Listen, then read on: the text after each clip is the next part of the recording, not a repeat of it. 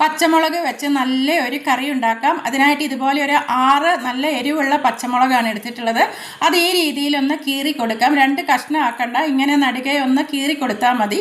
6 പച്ചമുളകും ഇതുപോലെ കീറി എടുത്തിട്ടുണ്ട്. ഇനി നല്ല പുളിയുള്ള 1 കപ്പ് തൈര് കട്ടയെല്ലാം ഉടച്ചെടുത്ത് വെക്കാം.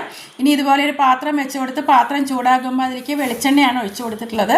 എണ്ണ ചൂടാകുമ്പോൾ അതിലേക്ക് 1/2 ടീസ്പൂൺ കടുകും 1/4 ടീസ്പൂൺ ഉലുവയും കൂട്ടി ഇട്ട് കൊടുക്കാം.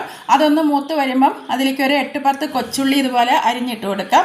കുറച്ച് കറിവേപ്പിൻ്റെ ഇല കൂടി ഇട്ട് അതൊന്ന് ചെറുതായി വഴന്ന് വരുമ്പം അതിലേക്ക് നമ്മൾ റെഡിയാക്കി വെച്ചിട്ടുള്ള മുളക് ഇട്ട് കൊടുക്കാം. ഈ മുളക് ആദ്യം എണ്ണയിലൊന്ന് വറുത്ത് കോരി എടുത്താലും മതി. ഇനി ഈ മുളക് ഇട്ട ശേഷം നല്ലതുപോലെ ഒന്ന് നല്ലതായിട്ട് വഴറ്റിയെടുക്കണം. ഇനി ഇതിലേക്ക് വളരെ കുറച്ച് അളവിൽ മഞ്ഞൾപ്പൊടിയും 1/2 ടീസ്പൂൺ കായത്തിൻ്റെ പൊടി കൂടി ചേർത്ത് കൊടുക്കാം. മഞ്ഞൾപ്പൊടി ഒട്ടും കൂടണ്ട. ഇനി ഇതെല്ലാം ഒന്ന് മൂത്ത് വരുമ്പോൾ നമുക്ക് ഫ്ലെയിം ഓഫാക്കി നമ്മൾ നേരത്തെ റെഡിയാക്കി വെച്ചിട്ടുള്ള തൈര് ഒഴിച്ച് കൊടുക്കാം. തൈര് ഒഴിച്ച് കൊടുക്കുമ്പോൾ ഫ്ലെയിം ഓഫ് ആക്കണം. ഇനി ആവശ്യത്തിനുള്ള ഉപ്പും കൂടി ചേർത്ത് കൊടുത്ത് എല്ലാം കൂടി നല്ലതുപോലെ ഒന്ന് ഇളക്കി യോജിപ്പിക്കാം. ഇപ്പം നല്ല കറി റെഡിയായി. ഇപ്പോൾ നമുക്ക് മൂടി വെക്കാം. ഒരു മണിക്കൂറൊക്കെ കഴിഞ്ഞിട്ട് ഉപയോഗിച്ചാൽ മതി.